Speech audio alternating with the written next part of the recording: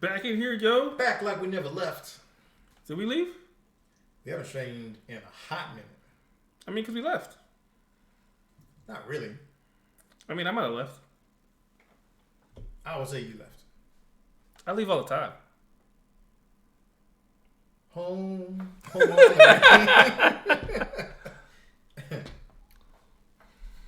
We do. Where the deer and the antelope range. I would say range is a play. I think it's play. Damn, I've been saying that wrong for years. Literal. Deer and antelope play. I would say range. Well, because you already say range before in the song, so you would redundantly range. Because it's home on the range. Home on the range. Yeah, so you would just have another range with this deer that I think I'm thinking grange, like granging the grass. That doesn't sound right either. Yeah, it's play. I don't think that's right. I've been wrong for years. Hey, that's all right. Hey, things you learn every single day. Always be learning. The more you know. Man. Yikes. And that's why we back. That's right. We back. We got some new tricks, back. new things we learned. And an interesting topic while Ian and myself are having a conversation. Time travel. Time travel. It's used a lot in movies. A lot. And there are some movies I feel like have purposely tried to steer you into the story and not think about the way they've told you how time travel works in their film. Yeah. Right? So I'll let you take it away because you brought up a very good point on a film that made me go, Yeah. Back to the Future. Because everyone watches Back to the Future and they go, okay, cool. Back to the Future. He goes back in time. He sees his parents. Wants to understand what happened and how they grew. But I'm like, when he goes back to his time, it's not his time. Right? It's not his original time because he did not grow up with those parents that he shows up at the end of the movie, because the parents he grew up with didn't have that much money, right? Biff just destroyed their car, and that's why he walks in and was like, well, Biff destroyed the car. I'm like, what? And they all walk outside, and I think it was a Mercedes or BMW outside in front, and yes. Biff's waxing it, and then he's like, oh, no, it's fine. What you talking about? And I go, those parents he didn't grow up with. So, and at first I was like, oh, well, he's at a different alternate timeline. But then I thought, wait, there's a Marty in that timeline that grew up with them, because they set precedent in the second movie that there's two Martys at the same timeline. Because in the second, and then he goes in 1955 where Biff basically took the almanac and Biff is rich and Biff is doing all that stuff. The Marty in that timeline's at boarding school. Because he says, what are you doing here? Yeah, I thought you're in boarding school. Yeah. I sent you all in boarding school, so what are you doing? Because that mom's timeline is all happy. He's like, oh, Biff, look, Marty's home. Yeah. Because then he's like, and he's just thinking like, yeah, I'm home. Yeah. But he's thinking like, you kicked out of another school. You kicked out of another boarding school. He's like, I wasted so much money on you kids sending you to school. Okay, that makes sense. That's why Biff's like that at that time. And I'm like, okay, well, that Marty has two Martys. And then he basically tries to kill that one Marty at boarding school. Yeah. And then the one that ends up going to the future from the past. That's the one that gets the note from Doc Brown that he's in the Old West. In the Old West. In the Old West. Right. Okay. So now he has to... Which technically is the original timeline Marty. Right? Yes. So the original timeline Marty is there. And then so... Because he even goes to the future and sees his future stuff. So there can be Martys in multiple timelines. Okay. So the Marty from where he ends up with, you never see. So technically like different branches. Yeah, the different branches of like the time. 1985? Yeah. Technically? 1985. Yes, 1955, 1985. And then so technically, if your theory is correct, there's the timeline when he left to go back to the future. Yeah. And whatever happens there. And then there's the timeline when he comes back the first time. Right? Yes. And then there's a third one that Biff caused to be created. Yes. So and then there's a fourth one that Doc Brown has because he goes to the Old West that basically goes through and now they're seeing everything else. So there's actually a fourth line from Doc Brown because he goes to the Old West. Technically, there's a fifth one because he dies in the Old West and gets shot. So Marty goes back to stop that. So that is a sixth one. But it would be before he was born, though. Yeah. So there'd be 6 timelines. Okay. And then obviously we don't know what's happening in Marty's timeline when he comes back because that Doc Brown technically goes somewhere else with his family. Yeah. When he comes back in the train, right? Yeah. So when Marty goes back, he stays there and then basically has kids, which I don't think really changes the timeline. Because it's still changed from when Marty goes back. That's just continuation because he doesn't go back with Marty. So he kind of just stays there. So then that Doc Brown then comes to the future. At some point in time, creates a goes back in time, and then decides to never come. No, so because that Doc Brown's the one that went to the Wild Wild West. So that Doc Brown goes to the West, but then remember Marty goes back because Doc Brown dies. Because he dies. But then Marty's back there, and I remember on the train, Doc Brown uses the hoverboard to save. Yes, but remember, he doesn't go back with Marty. Correct, but he does eventually go back. Yeah, so it doesn't create a new timeline because it's still that same timeline. No, that's what I'm saying. So that one doesn't. You don't get the sixth one. That's what I'm saying. Well, you still get one because Marty went back. So you have the one he goes back to 1955. Then you have the new 1985. Then you have because technically that picture is a version of that timeline, right? Because that's where he's using that picture to see whether or not he actually saves Doc, right? Yeah. So it's those two. Then you have you have the Biff 1855. Then you have him going. Question on that because his picture is Doc Brown. But then doesn't he end up taking a picture next to Doc Brown? So doesn't he end up changing that photo? That's what I said. So when he goes back, he creates a new timeline. Oh, okay. So when he goes back in time, he creates a new timeline in that time. Okay. But the whole time you're watching all this, the plot's just like, keep it moving. Yeah. Don't pay attention. So they basically start So which is weird because technically. Wait a minute. So what about the other time when he goes back again to, was it 1955? Yeah. So I listed those. So that's what I said. That's why I said there's 6 times in the movies. Because he's there watching himself play and his hands. Well, he doesn't go back because remember. No, he sees himself doing that. Because remember that's him going from, he switches the Biff timeline.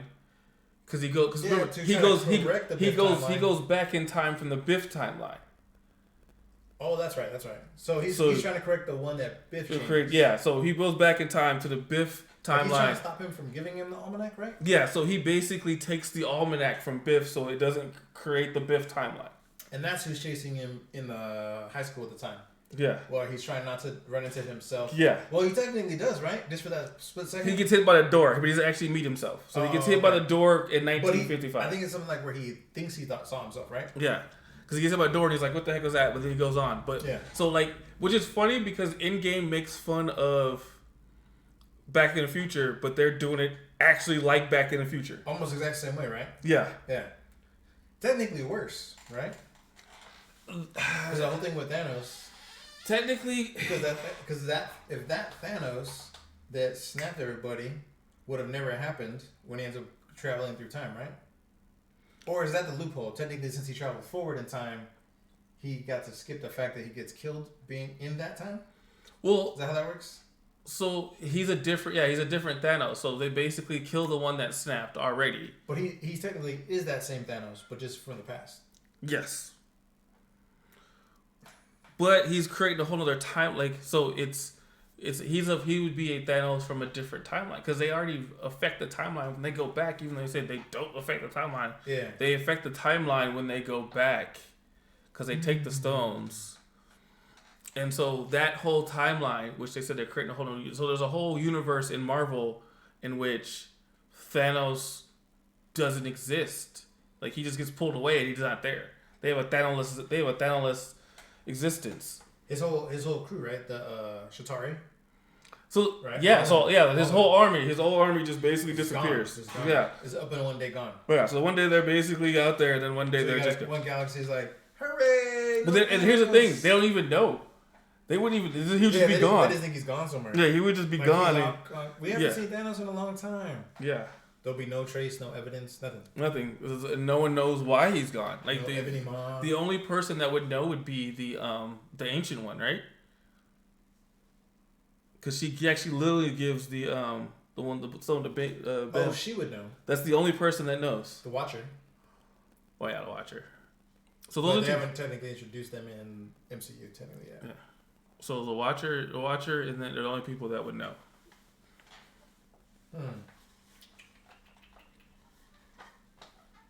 Would Odin know? Probably not, right? Because he's sleeping. Well, they pulled it. The mom knows, because she runs into Thor. Oh, but she still dies though. Exactly. So, well, here's the thing: would that mom actually die? I think so, because he doesn't say how. He never says anything about it. Well, no, because she died from she dies in because he sees her die. Like she dies in the second one, I thought. Because remember, they're locked up and they fight up because they're looking for the Dark Elves, I think, are killer, right? Yeah, and it's the because it's one of the stones. The ether is the reality stone. Mm-hmm.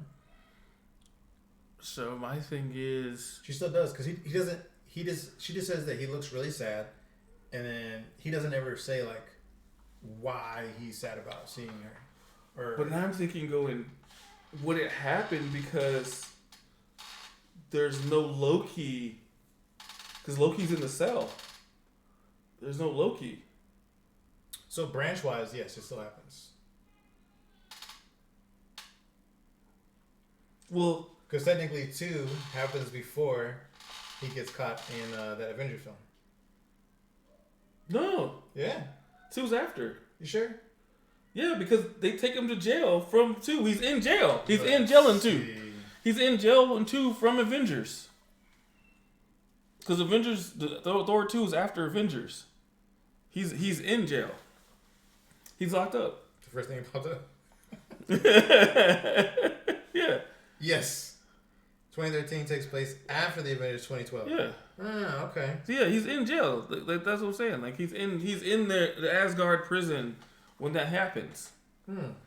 So like I was saying, so if it happens, if he doesn't there and he's taken away right after, well, the Avengers movie still happens. Yes. But he wouldn't be in Asgard. That branch version. Yeah, and then he wouldn't be in Asgard, and I'm thinking he's the one who released the Dark Elves. Is he? I know he helps Thor get out. I only watched that movie once, to be honest. Most people didn't watch it. I did not watch it more than once. He helps the Dark Elves, but he helps Thor get out, right? Because they go out together. They actually team up. So does Thor die in that one? Because he's not going to be in the cell to help Thor get out. Because he swaps places with him, doesn't he? No, like they get in like the little boat and they find like the secret way out, and it's like. Why am I thinking that he pretends to be him so he can go do something? I'm mixing up my storylines, I think. Yeah, no one really saw the second one because it was not the greatest. It's not the greatest. It was not good. So there's that. Well, aside from that, doesn't the timeline where Captain America is going back to do all that stuff get drastically messed up too? Yes, because he stays with Peggy, so it also messes up the timeline because he's like, well, he tries not to because he's not there. So technically, he could have been Peggy's husband the whole time because you never see him. Oh, that's true. They don't show a photo. You never see Peggy's husband, so they always mention it, and then he's not there, so you always just assume he's dead, but you don't. They never said he died, which is weird because there is a photo of them together in the house, but they don't ever show it. Yeah.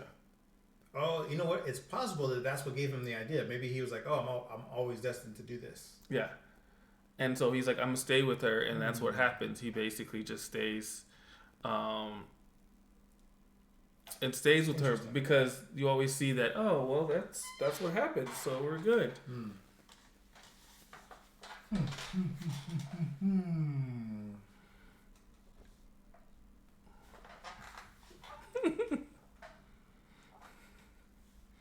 But yeah, man.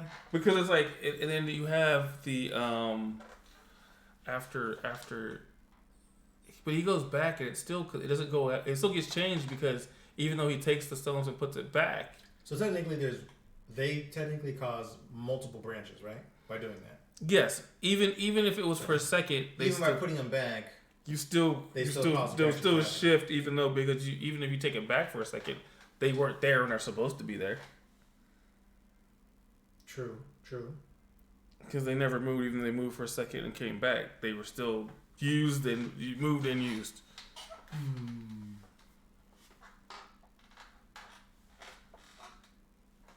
Because while they're gone, that becomes a new branch where those stones are not there. Yes.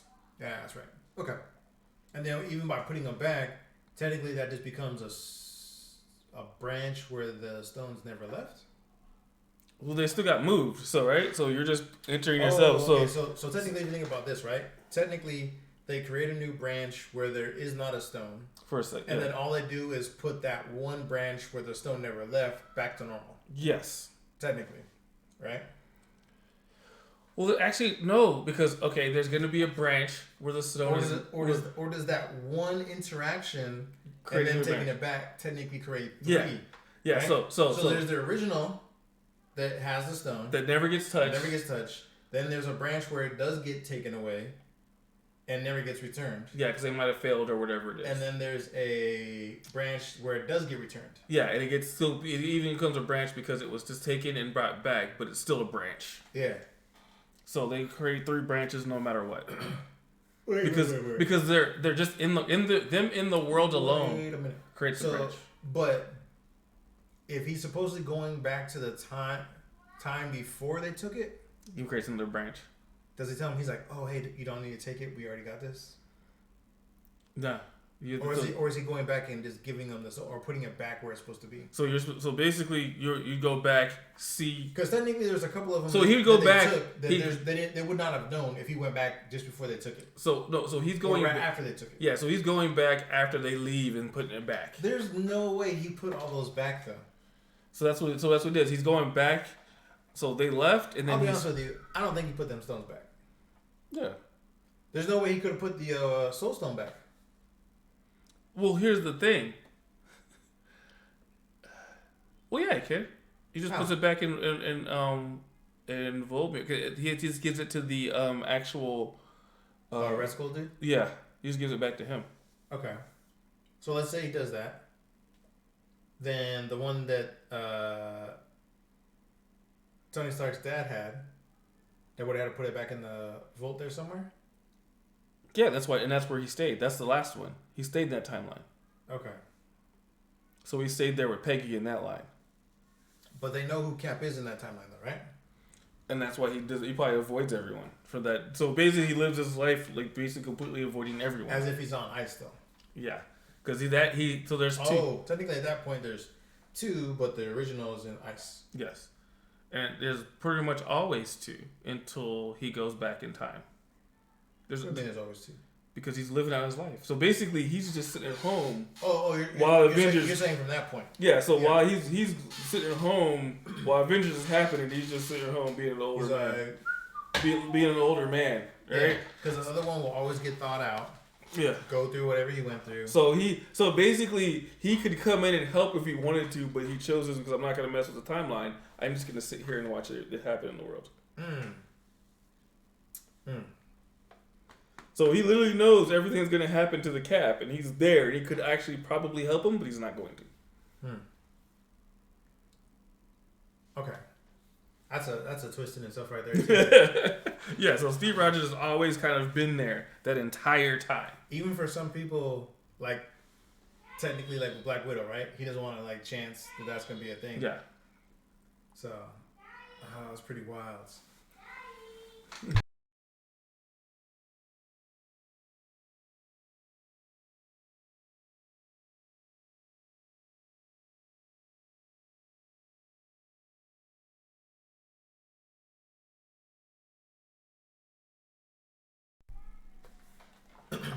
All right.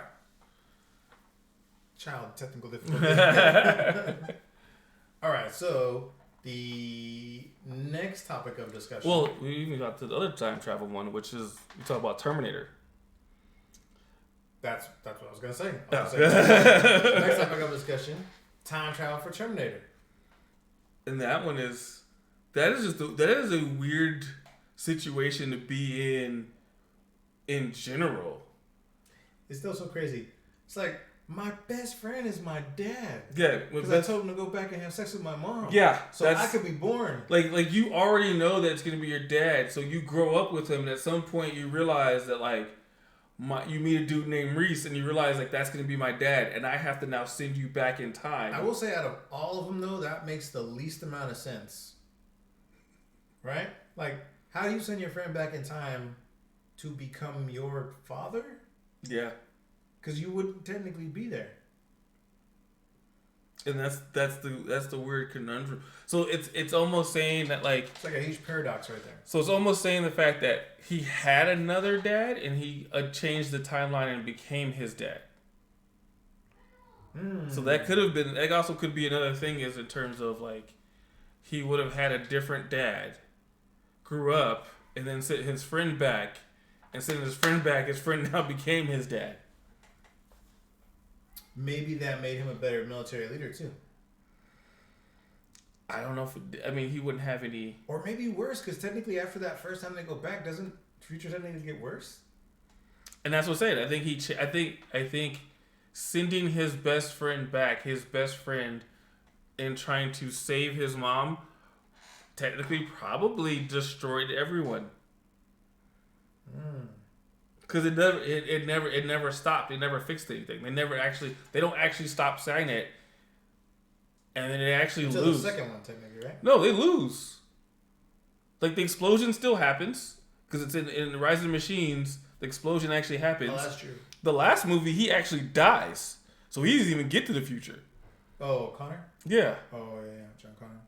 So the best friend going back in time actually ruins everything. It ruined the complete timeline. So I think he probably had a different dad, and he basically interject and. Oh, that's true, because technically the way they tell it in the first one is basically the whole reason why they went backwards, because John Connor is the only one that's standing in Skynet's way of. They can't get to him. Basically. Yeah, and they can't. And the Skynet doesn't want the resistance anymore. Yeah. So like, oh well, since I can't get to him, the best way to stop him is to kill him beforehand. Yeah. And technically, by having the best friend, which is still wild. Hey, go back in time and bang my mom and have me. And later on, because he would know that after the fact, right? So it's a weird loop. Because originally, if he had a different dad, he would know. But then after he sends his best friend back, he would then also become his dad, and his memory would change. Also, figuratively speaking, wouldn't that then create different branches too, right? So there's a branch where... But see, Terminator never went in branch theory. Oh, because they never go back to the same time. No, they go back to the same time multiple times. So they go back, so they don't have branches. So for them, it's one timeline. So they're just hopping back into the timeline, and they know even like the first movie. We say there's only one. So in the first movie, she says like when she's writing to him, like, "Hey."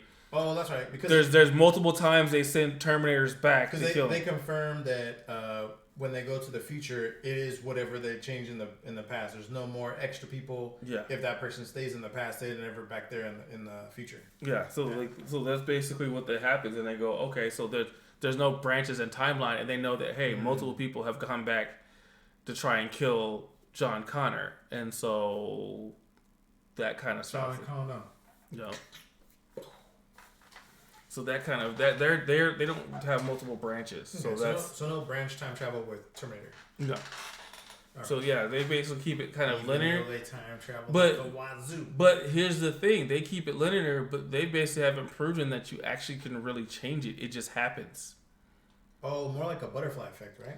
Like it doesn't. Like you might try and change it, but it's still going to just like circumvent. They're not. It's not. They've proven that they cannot guarantee it's going to be a better outcome. Yeah. Despite what they've done. Right? Like they've been doing like oh, we're gonna do this to stop the bomb, and then the bomb still happens, but just happens a little later in a different way.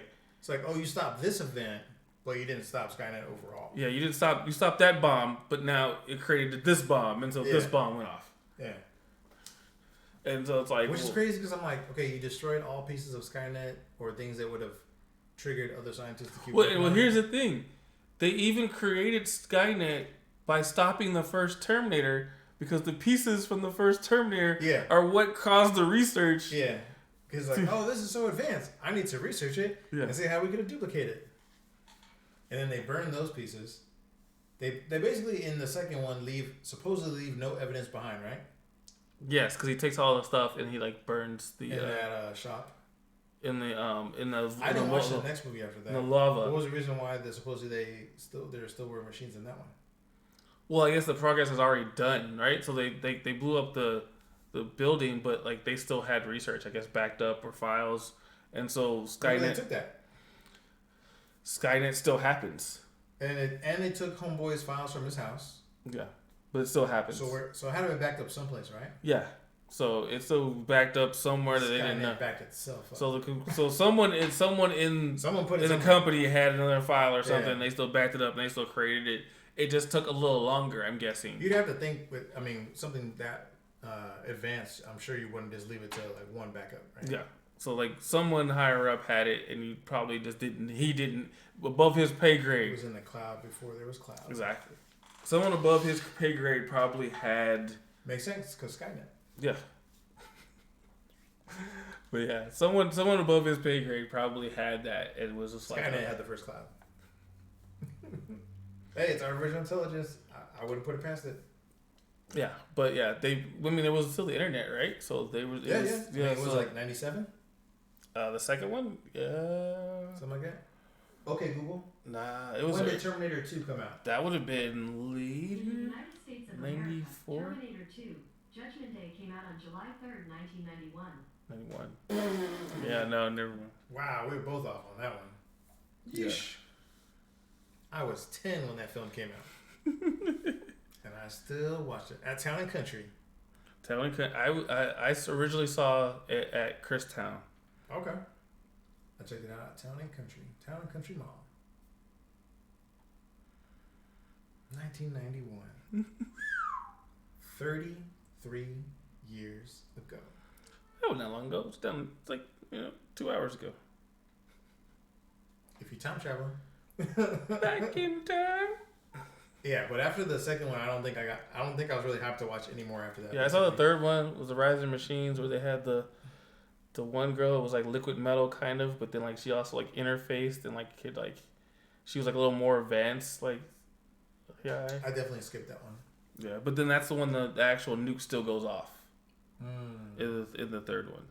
And then I saw the one with Christian Bale. Yes, and that's him. That's John Connor in the future, but then he still dies. Does he die in that one? Yeah, and he gives it to the other guy. Isn't that one where he said like he ends up seeing? Like he gives his heart. He gives his heart to someone else. Yeah, but what's his name is in it too? Sam Rothworth. Yeah, the dude from Avatar. Yeah, and but he's like trying to figure out whether or not he's human or not. Yeah, right. Like if he's like an advanced machine or something like that. Yeah. And that's where there's the fake animatronic Arnold, right? Yeah, it's like the de-aged like special effects. But he's legit not in there though. Okay.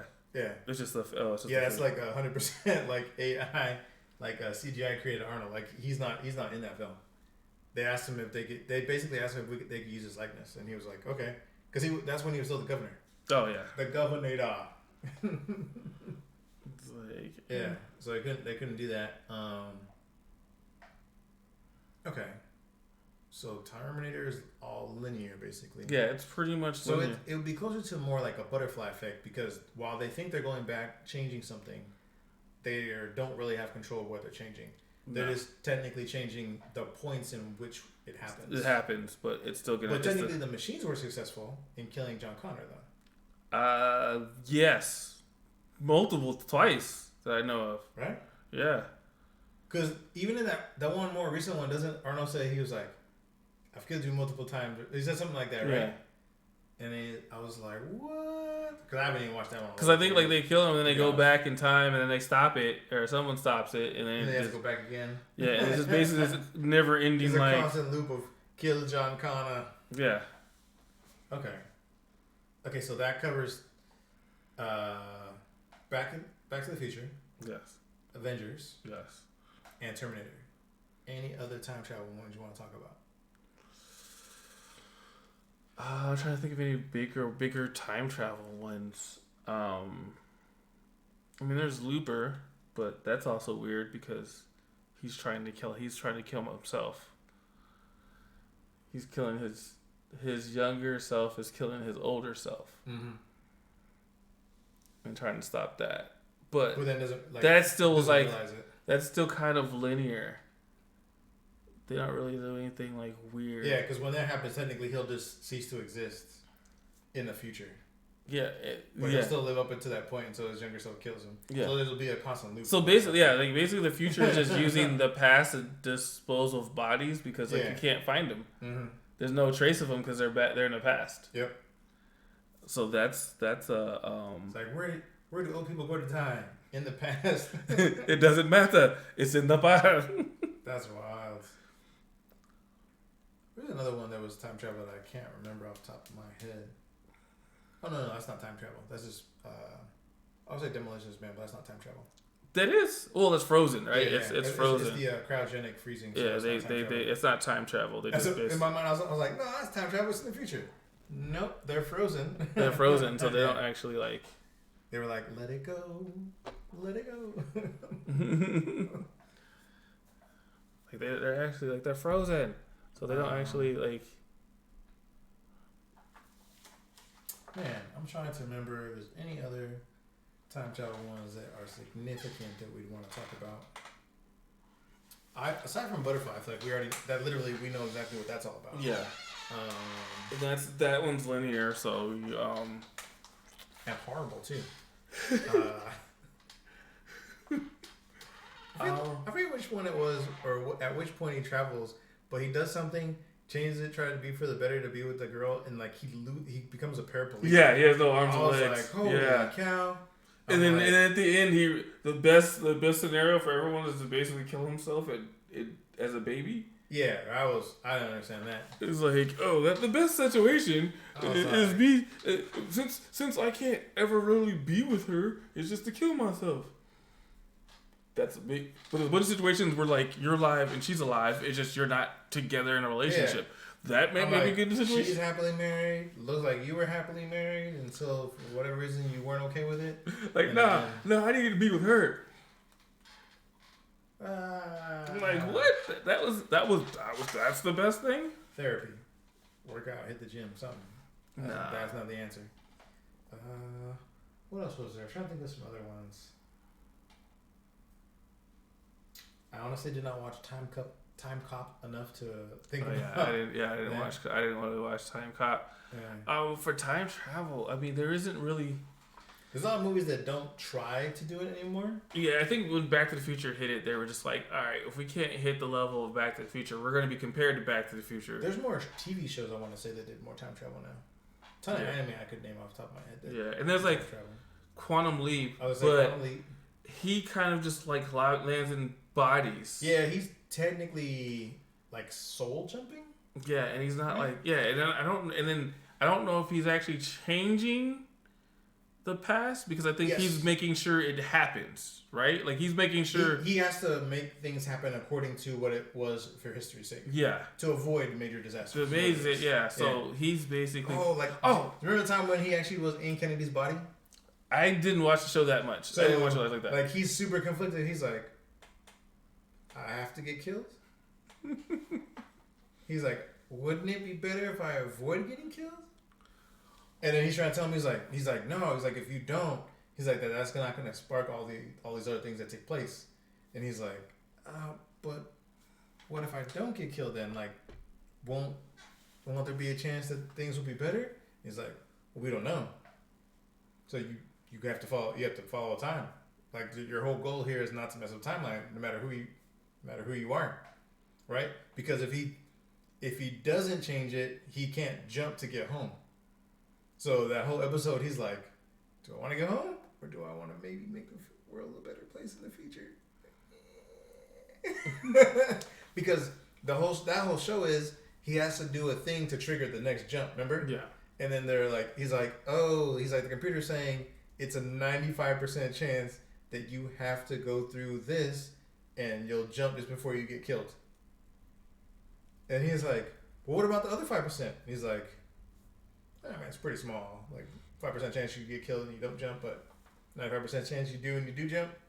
And then like the closer he keeps getting, like the one it starts going up like half.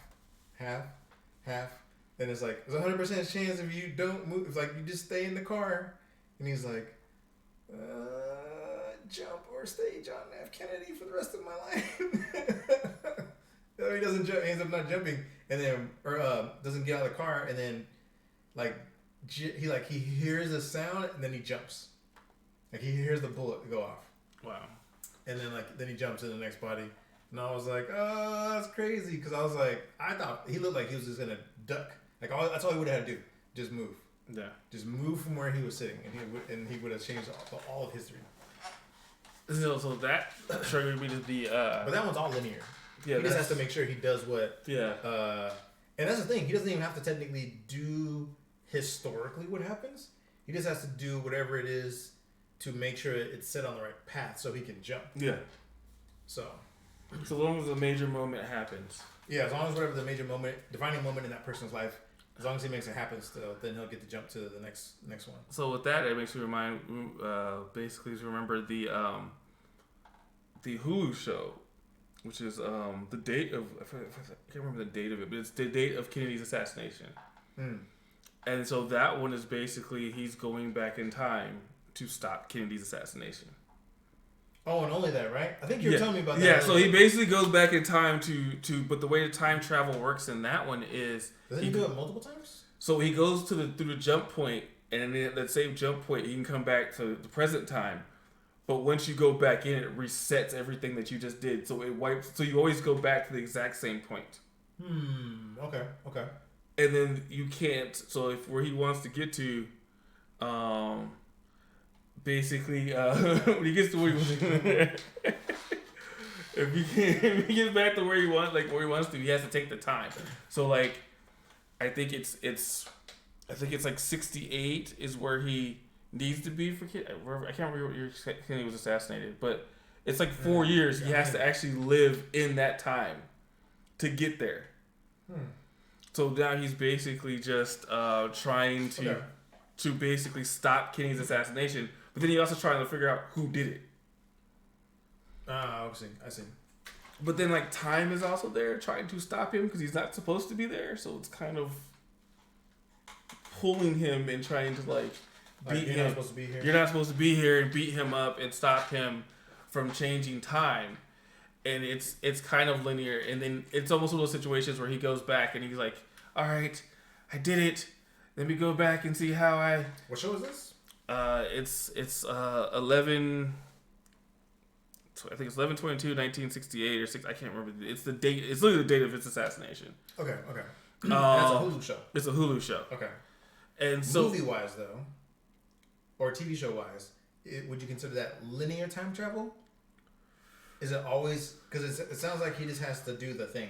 Yeah, basically. It's linear time. It's linear time travel. So no different branches are happening from this. No, because it causes one, but then once you go back, so it creates a new, like when he goes back in time, it creates a new one. You just reminded me of a show. It creates a new one in time, but then when he goes back into the portal, it erases whatever he does. So it only stays. What? So it only stays if he like changes time and then never goes back again. So if he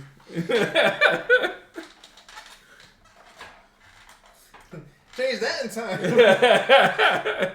Went back in time. It didn't happen. You ever watch Umbrella Academy? I have not watched that. Okay, so Umbrella Academy has different branches where that happens, basically. Where like, literally one of the kids' ability is to jump through time, but he doesn't fully know how to control it. So he ends up jumping so far into the like a future that like no one knows who he is, and then he ends up getting picked up by an agency that controls time travel. I see. Right, so that anyone who like makes an offense or anyone who's gonna like deviate like an ultimate timeline, almost like Loki, they're like, oh, you gotta go do this, you gotta go do that, but then he ends up figuring out how to jump back using their machine to where he left. And so when he shows up the first time, he's old. He's like 80 something. All right. And then they're like, who are you? And he's like, I'm your brother. And they're like, our brother vanished like, some odd years ago, whatever, right? Like, if you were him, you'd be 13, not 87. And he's like, I promise you, I'm your brother. And then like, so he like sneaks in the house. He starts grabbing like a bunch of stuff to try to remember what he looked like before he jumps. And then like, he uses his ability, but ends up only reverse aging himself. So then he's 13 and they're all adults.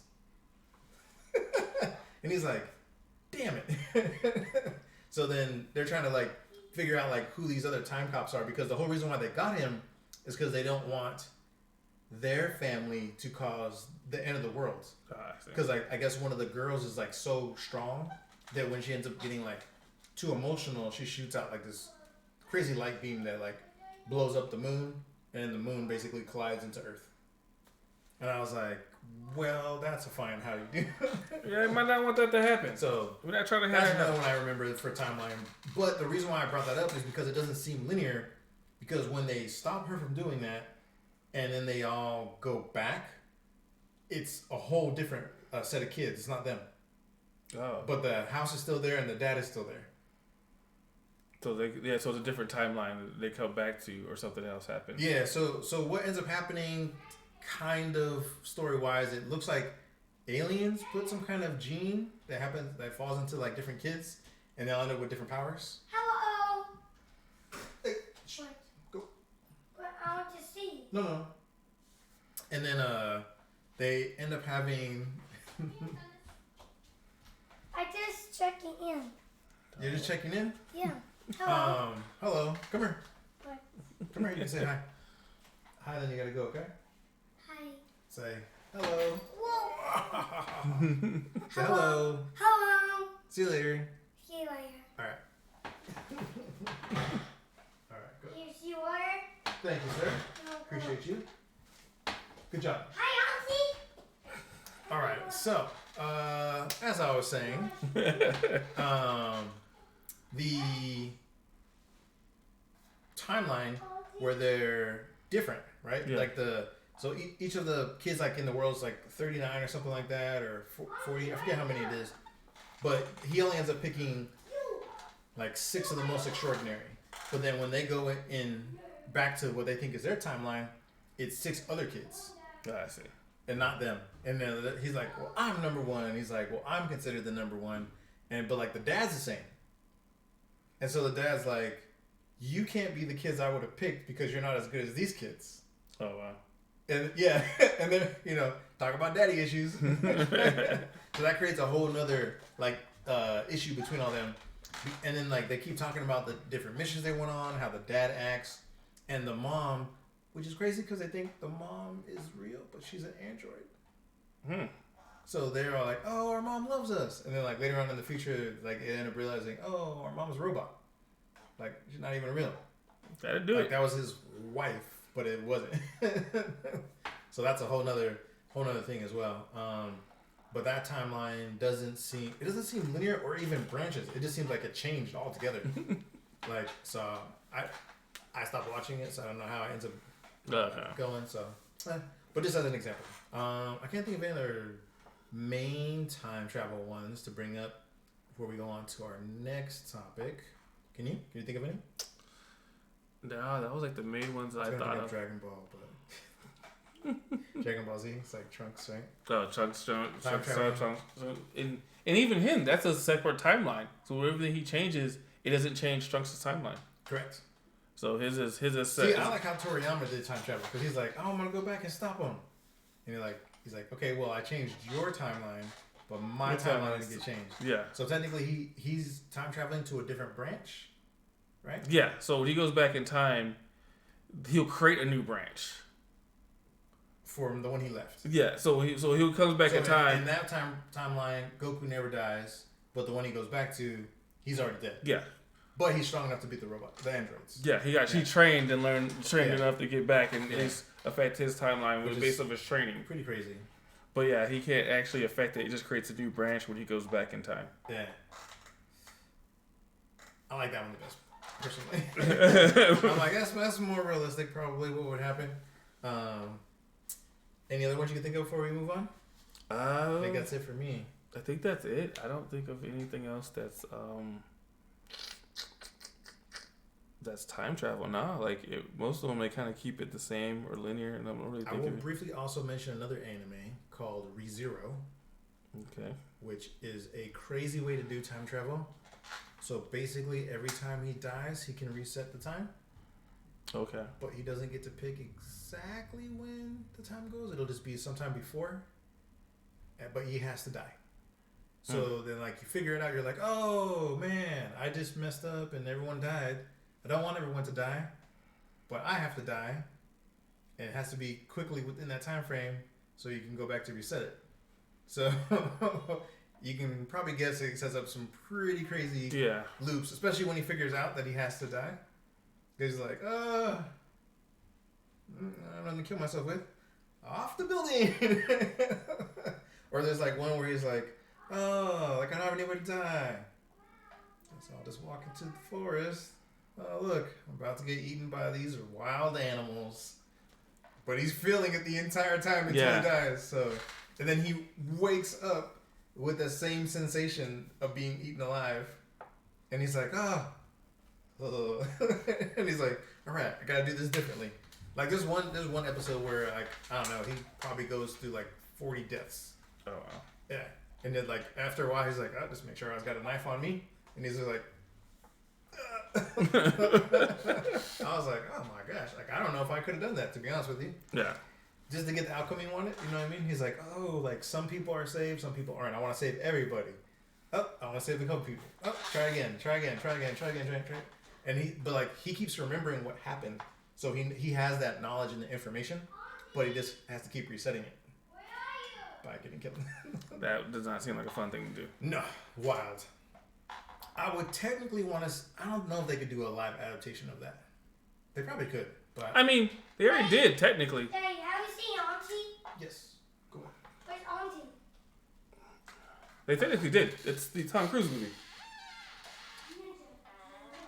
Edge of Tomorrow, where he keeps dying and he goes back in time and starts over. Yes, you're right about that. That is right. That is correct. It's very similar. It's. I mean, he doesn't he remembers, but he always goes back to the same point in time. Yours is it's a certain time frame back. Yeah. His is always back to the same point. So perfect example. So in that instance, he's successful. He saves. He does what he wants to do. They start moving forward again. Something doesn't go the way he wants. He even did it so he could. He's like, oh, I want to learn how to cook, so I can impress this girl. I need more time to learn how to cook. Oh, I can't. And he just kept killing himself so he could learn how to cook. I was just like, couldn't be me. I couldn't do it. That would be wild. That would be wild. So yeah. What about Edge of Tomorrow. It's it's always not it's always the same point in time. It's always the same point in time. So no matter what, he only realizes who's in that time frame, right? When he ends up finding Emily Blunt. So anybody there, he can just access to it wherever he gets to, but he still whenever he dies, it resets. I need to go watch the original anime for that too, because that's what it's based off of. Yeah. That one's pretty good. So yeah, it always resets to the same point. So it's just him learning to be a better soldier. So he gets trained to be a better soldier. He learns the battlefield. He keeps trying to move on further. Sucks initially. Yeah, well, because he wasn't supposed to be there. No, I know. Yeah, so he was like a desk job, and they basically screwed him over because he got an attitude with someone. He was like, "Oh, okay, I'll show you." But he and put him then, on the front lines, basically, right? yeah, he got thrown in the front lines when he was not even supposed to be there. And doesn't the alien's blood gets on him or something? Yeah, so there's there's one of the power? it's one of the and then when that happens, it gets taken away from him from her, right? Isn't that how it works? Because you can't have two people at the same time. Well, no. So for her, she had a blood transfusion, Oh. and that's why she lost the ability. Oh, okay. So that's kind of what happened. And then I think later on, the same thing happened to him, and then he's like, oh well, this is like the yeah. That's like the basic the one thing that stopped is him basically not losing his blood. All right, cool. So, we were talking about last before I left. Time travel, but Are you done? Did you go on to the next topic? No, I think it was the next topic. Yeah. Okay. We had a be right back sign for a second. So. Oh, there we go. Oh. So we put the thing on hold. Someone trying to do some advertisement or whatever in our streams.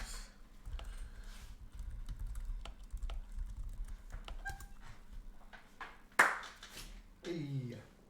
All right. So the next topic, best black actor. Or best. I gotta say From the best 90s? or top. I gotta say Or was top. it 80s? Top black actor in the 80s. In the 80s? Yeah. Okay.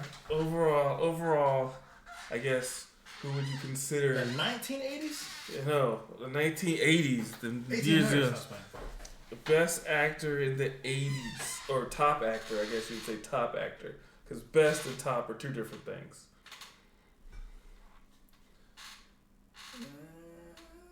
I think we asked you before. The first thought was Carl Weathers Carl Weathers was my first one because I thought of Action Jackson, Predator, in Rocky and all the Rocky films. and all the Rocky films. So, And I was like, my number one. but then, I was like, my number one. but then, I But was no like, one thinks about it. I literally said, "What about Golden Child? Eddie Murphy?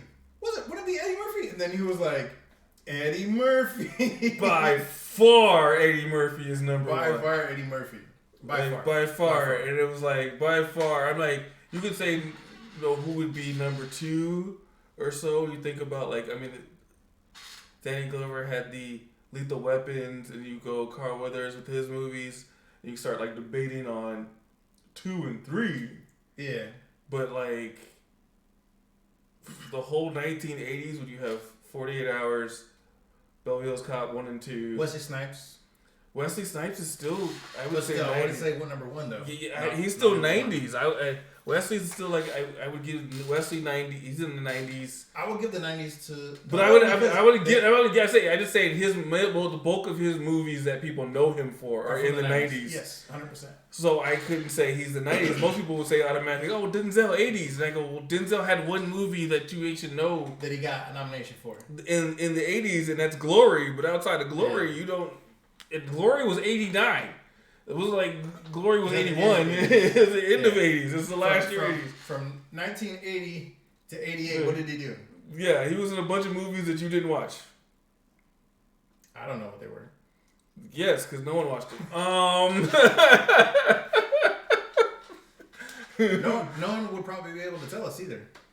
I've seen maybe one or two of them. You probably Google it. But they're like, they're not something that, like, when you think of Denzel movies, they're not the first, 20 movies that come to mind. Also, I just realized that, like, my face on my watch is just the watch, but you have a face on your face. That's on right. Your watch. That's right.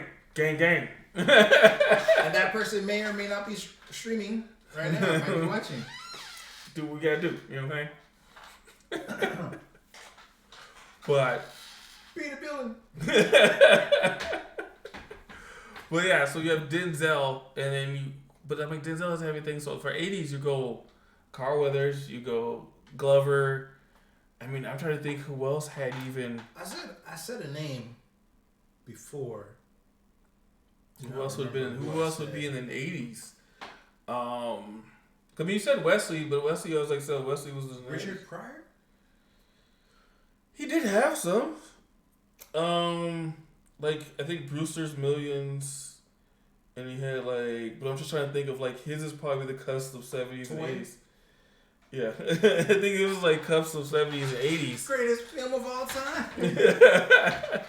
But I was Superman 3. Oh man. He's in Superman 3. You know what I'm saying? Oh, Robert Townsend, but I wouldn't say he was in anything that was like extremely memorable. Yeah. I remember Hollywood Shuffle, but I do not by any means remember that being like a huge hit. No. I remember watching it as a kid, but I was like, snap. yeah, for the 80s, it's like what was I'm Gonna Get You Sucker in the 80s, or was that early 90s? that's I think it's early 90s. Is So it? I'm Gonna Get You Sucker. It's probably right at that like early 90s situation right there.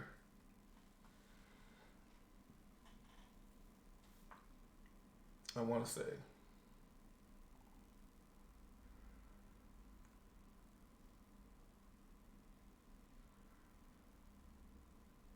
Lawrence Fishburne? No. James Earl Jones? I don't really recall too much. Outside of Star Wars voicing Vader, I don't really recall. I know he's in like Clear and Present Danger. He's in some of the Jack Ryan films with like, but he's not like a big role in there in terms of that. And then like Lawrence Fishburne, I mean, he's in like Nightmare on Elm Street like 3 in like 86 or something, and that's like Larry Fishburne. Yeah, you're looking at the one I saw, and I was like, nah, that's not one. Morgan Freeman? I don't even know. But that he was in Glory too, and I'm trying to figure out what else. Forrest Whitaker? Don't know an 80s Forrest Whitaker movie off the top of my head. I barely know a Forrest Whitaker movie. He started his career in 1981, it says. Well, that started, but doesn't mean like it was good. I'm like, look at you started it. It doesn't mean it's good. I mean, I'm just trying to think of like. Bill Cosby? But like we had like Leonard Part 6 and like Ghost Dad or something. Like his movies weren't the best either. Keith David? I don't remember anything memorable for Keith David out before the 90s. Isn't he in The Thing? He is in The Thing. But even then, it's like... But that's only one film. Yeah. They Live. Oh, yeah, with Roddy. But even then, I wouldn't... That's 2 movies, and these not like... Those aren't box office smashes. True. Like, when you talk about... No one's even close to Eddie.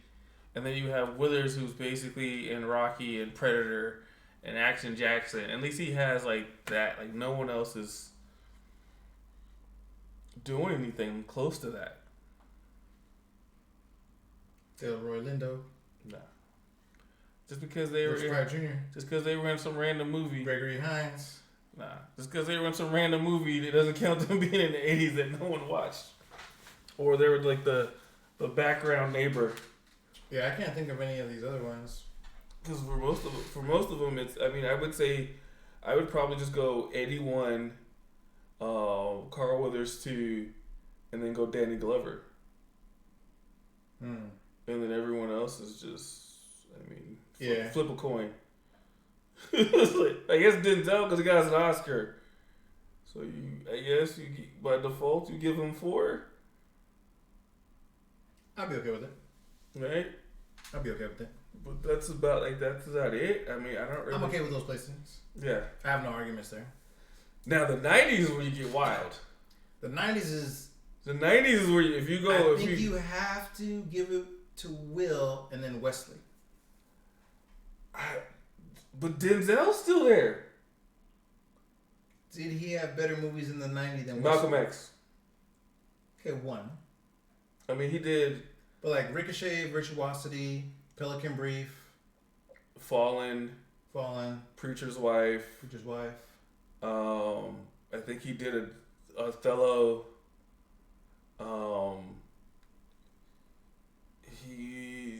I'm trying to think of. I'm probably missing like 3 or 4 other major Denzel movies that So are. then you'd say, would you give it to Denzel then, or would you give it to Will Smith for number 1? That's a thought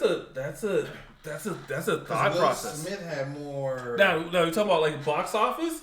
No one's touching Will in the 90s in box office. But what I'm saying, for actor though in the 90s, would you say he did better acting?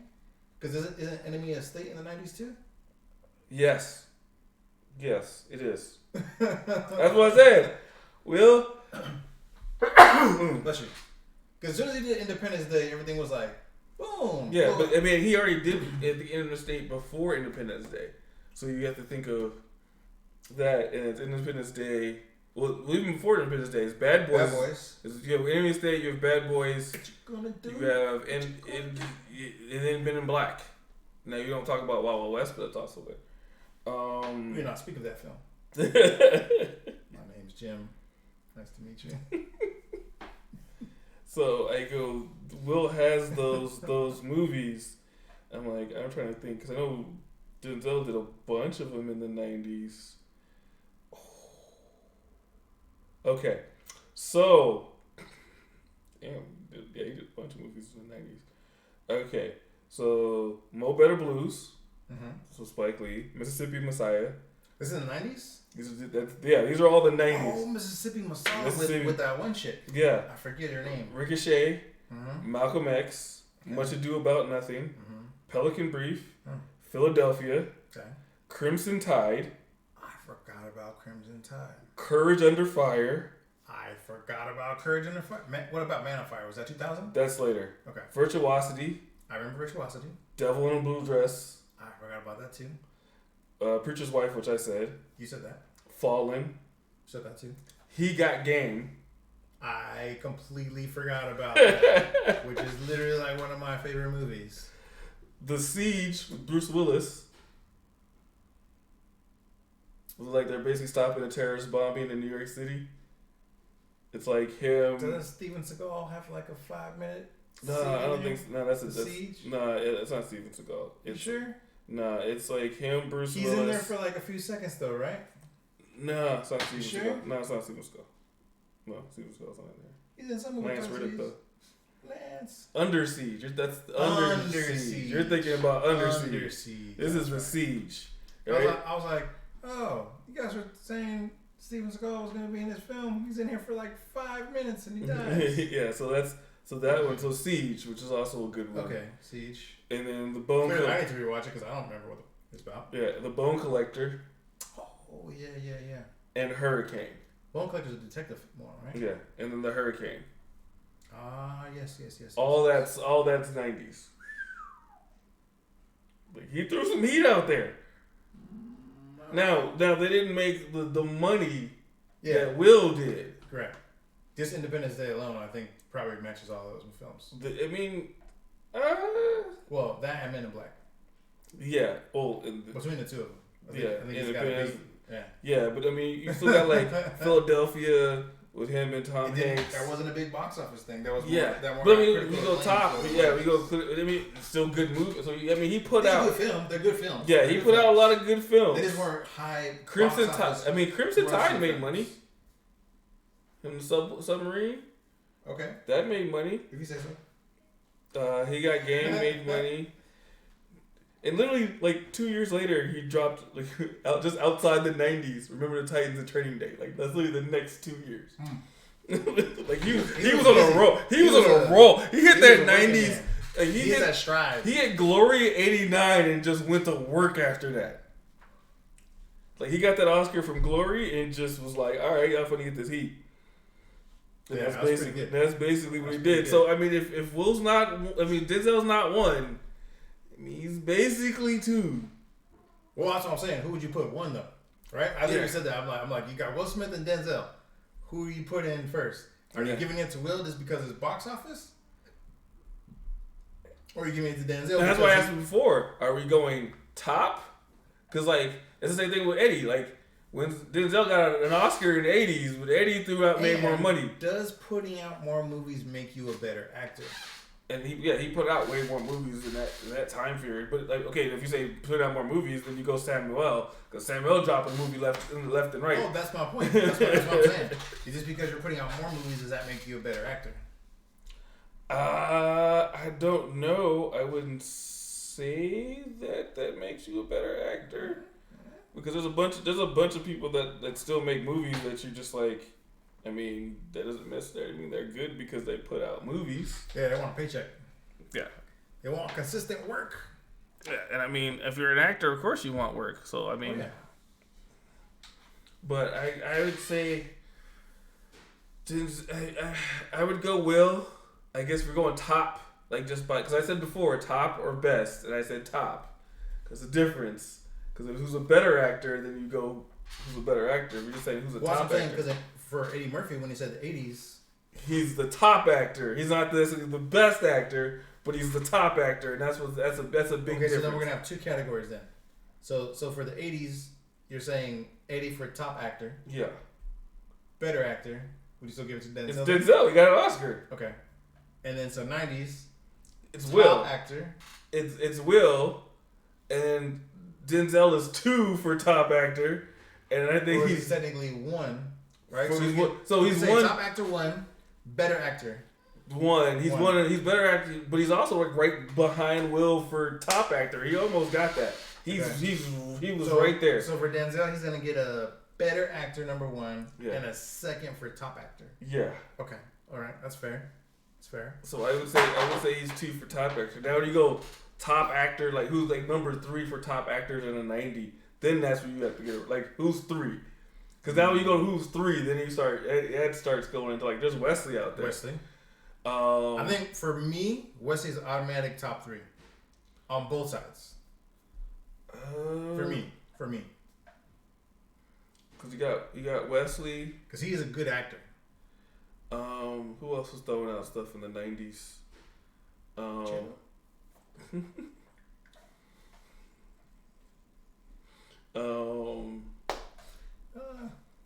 But I mean, I'm trying to think of who would be, who was out there really doing stuff in the 90s besides those 3. I just went blank on who else was out there.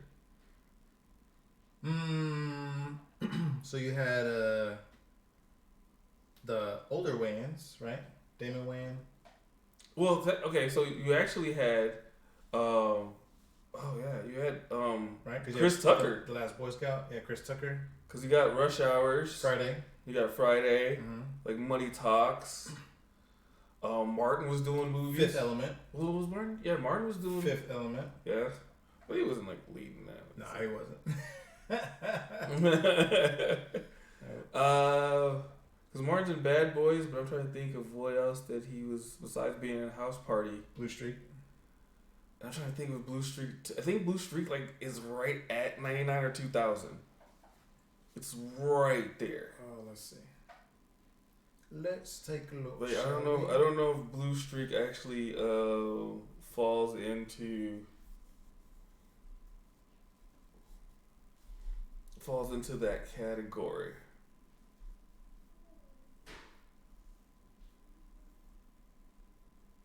It's gonna be close though. I'll see if I'm right. It's gonna be like right there.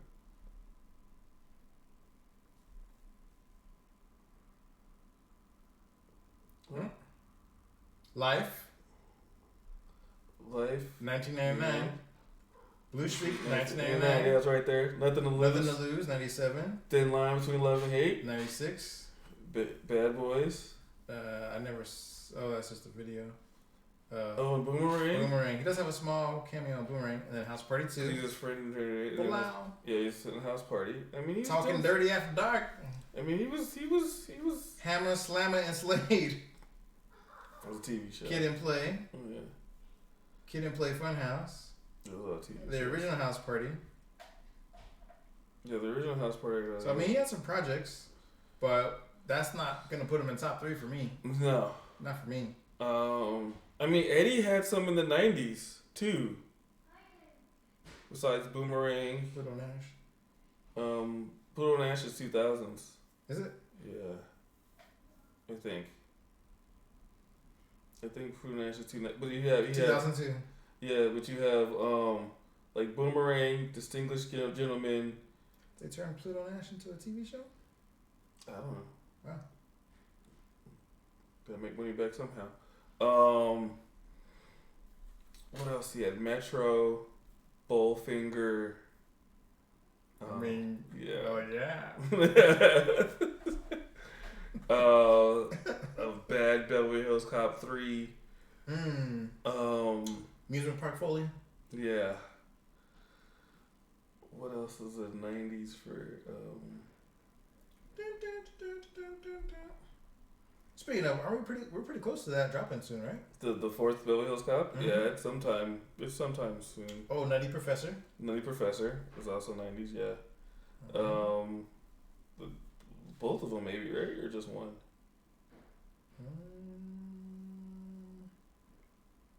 Then Dr. Bowfinger, Life, Holy Man, Dr. Doolittle. Dr. Doolittle, Mulan, Yeah. Metro, Metro, it says Metro. The Nutty Professor, Vampire in Brooklyn, Beverly Hills Cop 3, Yeah. Eddie Murphy, I Was a King. Those all made to like So music videos. Those all Another music video. Distinguished Gentleman. Yes, Distinguished Gentleman. Boomerang, one of my favorites. Another 48 Hours. Yeah. So I mean, he has some in there.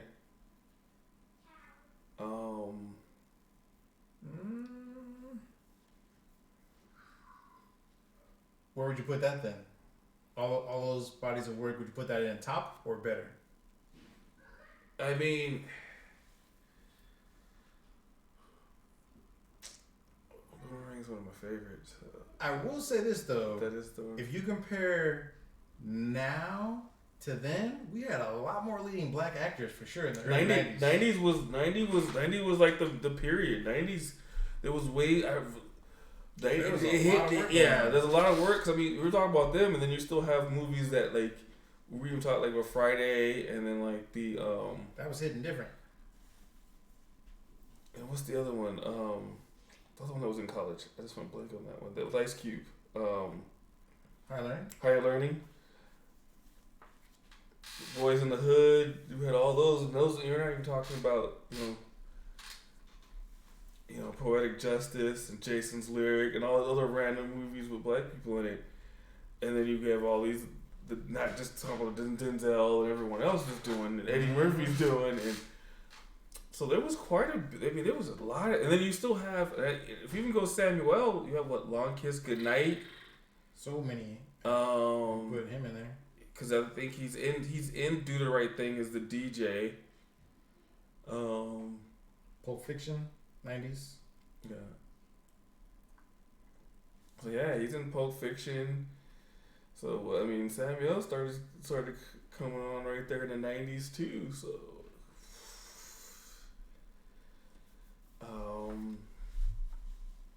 I mean, that's why I said like the 90s. Once you the 1 and 2, and then after that, it's hard to place. I know you still want to go, Wesley. I'm still sticking with that one. Yeah. Well, three on both sides for me, for Wesley. That's what for better actor, So from 99, I'm gonna go back. Deep Blue Sea. Yeah. For Samuel L. Star Wars Episode 1. Our Friend Martin. Voice actor. Red Violin was some. That's what I'm saying. You say better actor. Violin. You're talking about better actor. I don't know. Samuel might be in that 3. The Negotiator. Samuel might be in that 3, yo. Out of Sight. Uncredited. Yeah, Sphere. Jackie Brown. Eve's Bayou. Oh, Time to Kill is in there, isn't it? He's 3, yo, for better actor. I'm sorry. 187, which I forgot about that. Yeah. Can't believe I forgot about 187 because oddly enough, our one of our teachers let us go watch that as a field trip movie. I don't know how we talked them into letting us do that. Yep. The Long Kiss Kiss Goodnight, Goodnight. A Time to Kill, Yep. Trees Lounge, The Great White Hype. Oh, I forgot about that. Hard 8. And then Die Hard with a Vengeance? Dude, if Samuel Jackson is in it. Kiss of Death.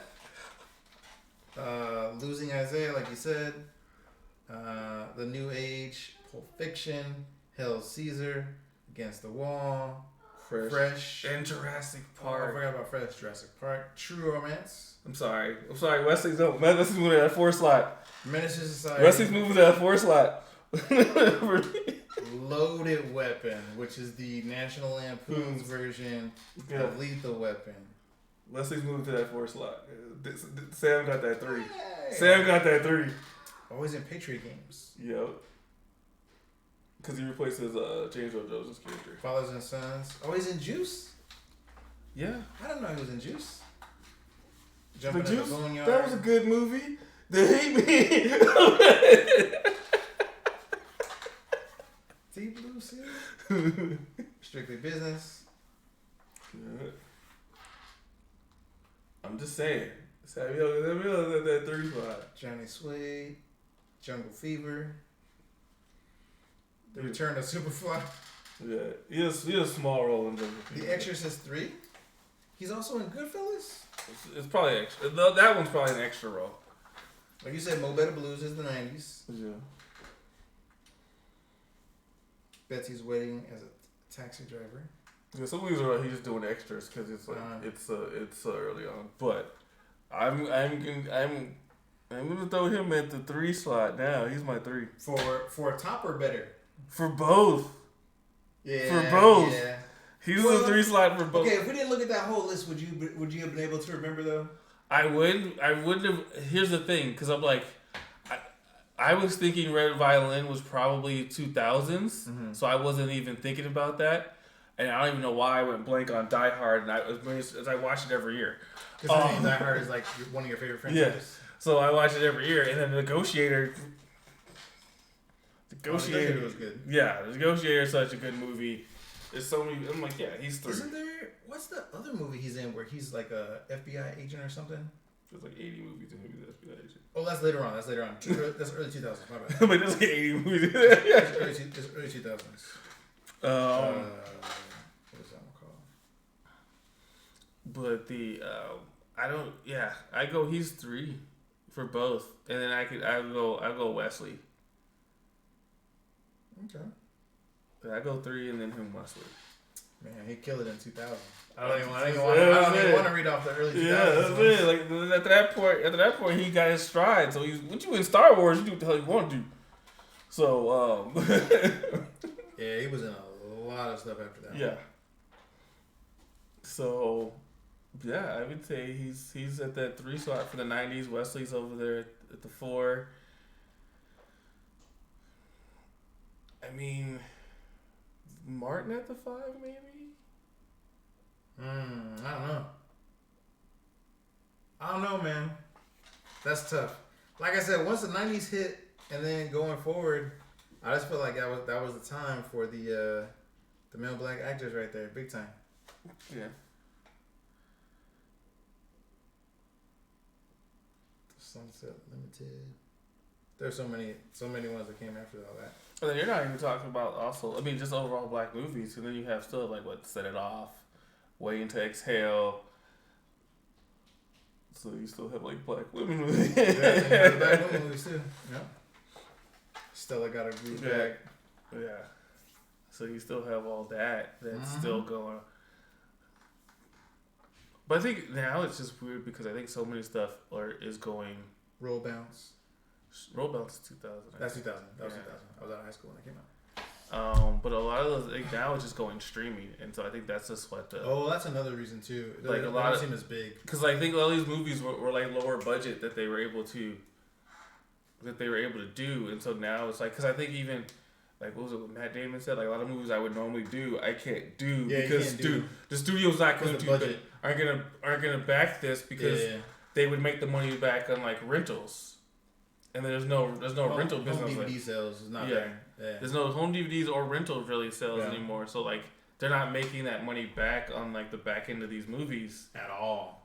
So it's like, okay, we're making it for streaming. So if they're gonna make it for streaming, they're gonna do something bigger.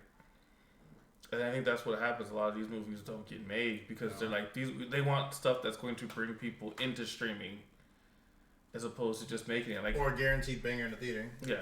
So you're not gonna have something like The Wood, or like Brothers or something like that. Best Man. Yeah, best. Well, they actually did for streaming. They did like the third one. Right? Yeah, I would say. Yeah. But to your point, they wouldn't have made the first one. Yeah, they wouldn't have made the first one. They would have made the first one. But now because there's already an audience for it, they'll make a sequel. And I was talking to someone the other day that I was like, one of my friends, I was talking to, like, the kids today or the generation today has way less original movies. Oh, 100%.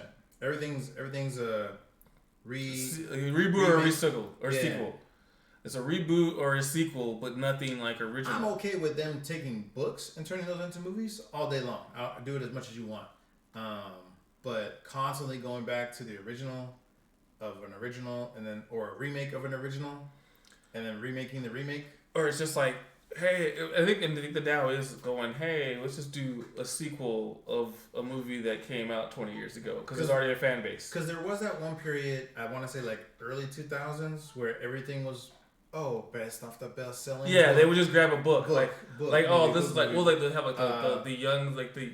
What was that one? Those young teen books, like all those books would get made into. Basically because of Twilight. Yeah, they'd get made into books, and they're like, oh, well, what was that one called? It was like something Bones. Something like something instrument of bones or something like that. Yeah. I forget what it was, but that was supposed to turn into a massive trilogy of films, and the first one bombed so hard. Yeah, I mean there was a bunch of those ones that like were supposed to be like a series of books that like they rushed it, and then everyone was like, and then it didn't come out. Yeah, it didn't like go after that, and everyone was just like, we didn't really care because you didn't seem like you cared making this. Yeah, and I think that a lot of those movies kind of happened. Which I don't 100% believe. Like, look at Studio, was it A24? They make some really weird off the wall films. But that's their niche. Where they're like, budget is not that high, but their movies do well. But that's their niche, and so it's a difference where it's like they're small independent. They can get away with that because if their movie bombs, okay, we lost like $500,000. Or like 10 million. Yeah, or like 100 million. But then it's like, okay. Which is funny because Matt Damon made that one movie where he's small, and that was like $100 million movie, and it sucks. Yeah, and that's the thing is like, they're gonna go like, okay, you have to get these actors. So like, A34 is like, we're gonna get a bunch of people that are either low named actors or no name actors. Was there a movie like Cloud 9 or Cloud 7? Do you remember what I'm talking about? Which one? It came out like right after The Matrix. It has like a ton of people in it. It has Halle Berry, Tom Hanks. Oh, I know what you're talking about. Cloud Atlas? There you go, Cloud Atlas. Yeah. Cloud Atlas.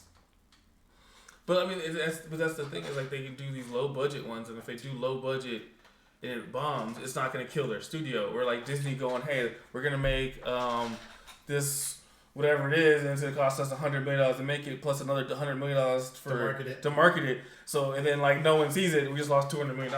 Do you want to keep doing this, or we can make a sequel to this, and it's going to get it's going to make it's going to make us $100 million no matter what because it's a sequel. And we already have it. Yeah, and we already have and I think that's what the bigger that's what they're doing now. The bigger studios are doing. Going, I mean, we could, but if we I just saw they're going to do another Descendants on for streaming, and everyone's like all sad because they're like, well, one of the main kid actors died. Like you're gonna this is like.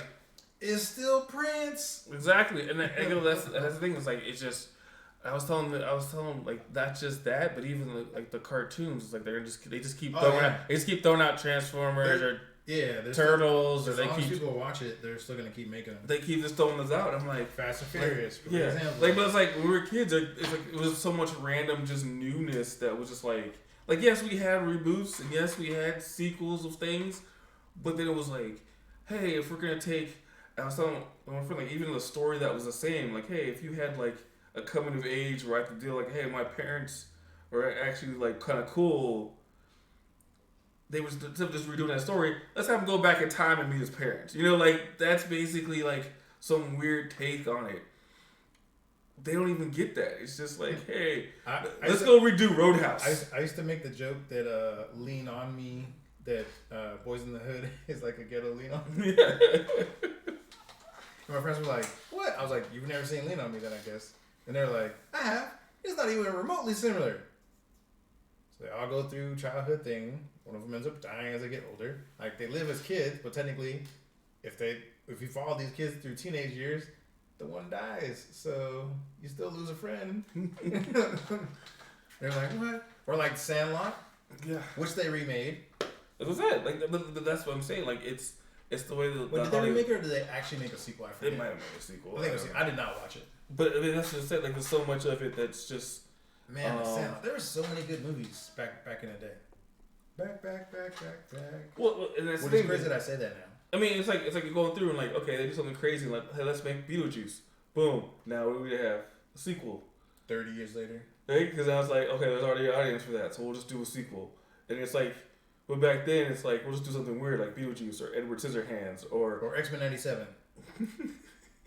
But yeah, like X-Men '97 being brought back. But I'm like, but it's just so much. Like I'm saying, like so much of these kids now don't get original content. You're getting, you know. The risks are not there. Well, the only thing the original that you're getting is like, okay, well, they haven't done Marvel before, but Marvel's sequels, and you're getting new Star Wars, but it's still. Or just like when you watch any of those documentaries you're talking about, when we learn that, like DC wanted to put out cartoons, and like no one wanted to give them a chance to put out cartoons because they're like, kids aren't gonna watch that, and they're like, I bet they will, and then some random TV station's like, do it for us, and then they make it. And then it's good, everyone likes it, and then someone else is like, it's too much for kids.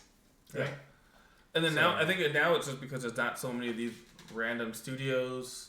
There's not so much like, they have this content that they're just throw out. Like even the studios are condensed so much that they've all been bought out that they can just say, hey, I have a story. You guys want to make it? Yeah. It's like I gotta go to Disney or I gotta go to Warner Brothers or I gotta go to Netflix. Pitch to Netflix. And I gotta go to Apple. Try to pitch it to Paramount. And so if they don't want it, then there's really no one else that I'm really gonna go to get this made. And it's like I can go to like A34, but I'm not gonna have any type of production budget.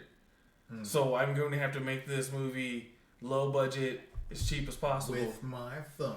Yeah, as cheap as possible to make this. And action. So they have like A34 has that niche of that more intensity. That independent focus. But that's what they do. So then it's like, but then the same thing is like for horror. Horror only comes out from Blumhouse. Predominantly, yeah. So Blumhouse basically was like, well, we're gonna be the horror location. That's what we're gonna be known for. So anything spooky, creepy. Yeah, we're gonna take all of these horror movies and put them together and just say, hey, that's what we're gonna watch. We're gonna watch these. We're gonna watch these horror movies. That's true. And we're gonna that's our studio. Where there used to be a ton of different horror studios before. Well, I got not horror studios, but everyone used to do studios who used to do horror films. But and it's like United Artists, which who bought United Artists, but United Artists did Nightmare on Elm Street. Isn't that maybe Disney? I think right. So United Artists had Nightmare on Elm Street and Friday the 13th. Yeah. And then was it Buena Vista? Buena Vista is Disney. Yeah. Yeah, Buena Vista is Disney. They used to put out some horrors too back in the day, right? Because they're the ones that put out Jaws. No, Jaws is Warner. Is it? Yeah, Jaws is because it's Universal. It's at Universal Studios. That don't mean nothing. Because Universal owns it. If it was Buena Vista, it'd be Disney. Disney owns Buena Vista. Oh. Yeah, that's their non-G rated studio. So if they want to put something out that wasn't like G rated, they put it under Buena Vista. You sure about that? Yeah. Or was Universal? That's why it's at the park. Oh, I guess that's true. It's not like I'm pretty sure if Disney created that, they would not let that. They would be a Disneyland somewhere. They wouldn't let that. It'd be somewhere. Yeah, that's right. True. That's what I mean. Yeah. Like it's not gonna just be Disney's not gonna give away Jaws. Like true.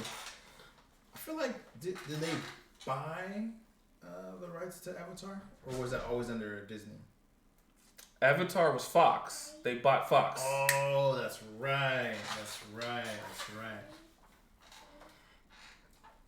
So that's how they got Avatar was by Fox. So buying Foxes, that's how they got it. So Smart move. Same when they got Marvel. Same with Star Wars. They went and bought a bunch of them. That's why Universal's like Universal Yeah, and I don't know Warner. if they're gonna so they Universal in Orlando has a bunch of Marvel attractions. So they have the Hulk ride over there. So I don't know but that's technically through Universal still, Okay. right? But they have a Spider-Man Daily Bugle one, right? Sony. I'm trying to think. Did they lease? Well, here's the thing. They could have leased it from Marvel before Disney bought them. Yes, or Fox because they also have an X-Men like town center thing. Well, no, because all that still would have been because the Fox still, right? No, because they only own all those studios only own the movie rights. They don't own anything outside movie. Well, then how are they doing the animation? Who's doing animation? Disney. Yeah, because Disney bought Marvel everything. So Fox. So like when they did a deal with Fox, they just owned the movie rights. Fox couldn't give out X-Men or rights. That's what I'm saying. Well, who has the rights to the characters? Yes, but if I made a deal with Marvel before you bought Marvel, my deal doesn't become void because you bought Marvel. No, but that's what I'm saying. Like that's been in place for so long. So like, who's gonna renew it? So they just keep it until they renew it. So if there might not be a renewal. So there might not be like for a theme park, right? I'm pretty sure. For a theme park, right? There might not be a renewal for it. I think there is. I'm pretty sure there is. No, because the ride's always gonna be there. We say we want rights to the ride for whatever. I mean, hell, you gotta think like back in the '90s, the Marvel was going out of business. They were just like hair. Oh, you think they probably sold it? They were just like, that's why Fox has X-Men, because have this forever. Because they wanted to give Sony everything. Yeah. But Sony was like, we just want Spider-Man. That's true. Yeah, we just want Spider-Man. So that's the deal with it. So I think they gave them rights for the ride, and that's why they're like, we'll just keep this right here forever, or keep maintaining it, so we never have to lose the rights to it. Because now they have to do something new or try and move it, but it probably only works for that location and they can't have it anywhere else.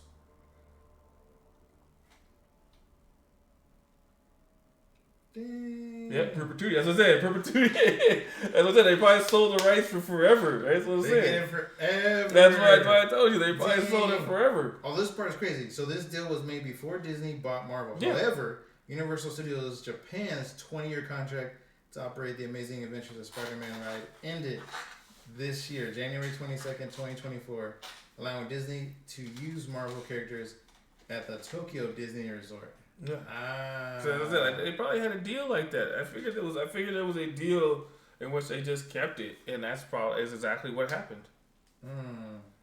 The contract also states that any characters being used by Universal, like Spider-Man, Captain America, cannot be used by the Walt Disney Company east of the Mississippi River, which means Walt Disney World. That's probably why they don't have Spider-Man in there. Oh, that's why they put it at California Adventures. That's probably why. That's crazy. Because they can't compete. They can't compete next to them. So that's why there's no Marvel at the Disney. Well, the Avengers campus, right? So that is probably that's the deal. And that'll do it. You know what I'm saying? So those are the deals. Okay, so the Spider-Man one specifically. So the Spider-Man one is also that was just a 20-year licensing on both in the U.S. and in Japan. So the one for the Universal just said that it was a closure to make way for further evolution of the park experience.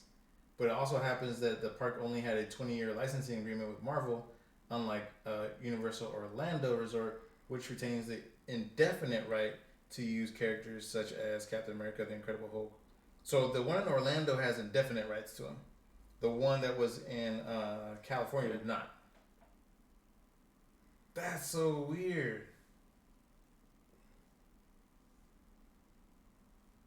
That's pretty wild. The fact that you would say like, "Hey, you get the rights to this forever." Well, and I go. That's the thing of what they like. A lot of companies that weren't thinking about rights like that. like they don't. Marvel's not thinking like, okay, how much money they need the money. Yeah, then. they're trying to stay afloat. They just need money then, so they're not thinking like, oh, in a couple of years. It's like, it's just a lot of deals get done like that, and that's why they're screwed now. Like sometimes with Paramount, the Hulk's still stuck behind Paramount because the deal that Marvel originally made that they can't make a solo Marvel can't make a solo Hulk movie without Paramount's permission. That's why Spider-Man's still stuck in Sony, and you have all those ones over there because the deals that Marvel made with those were so deep. Yeah, and it's just like, well, they were like, we just need cash. Yeah. But that's what, too, you think about, that's why, for the longest time, George Lucas had the merch rights for Star Wars. That's true, because he's still making money on that. Because he had the merchandise rights because he told Fox, like, hey, you guys want to do the movie? Cool. Well, can I have the merchandising rights? Do y'all care about that? And they're like, nope. Who cares about merchandising rights?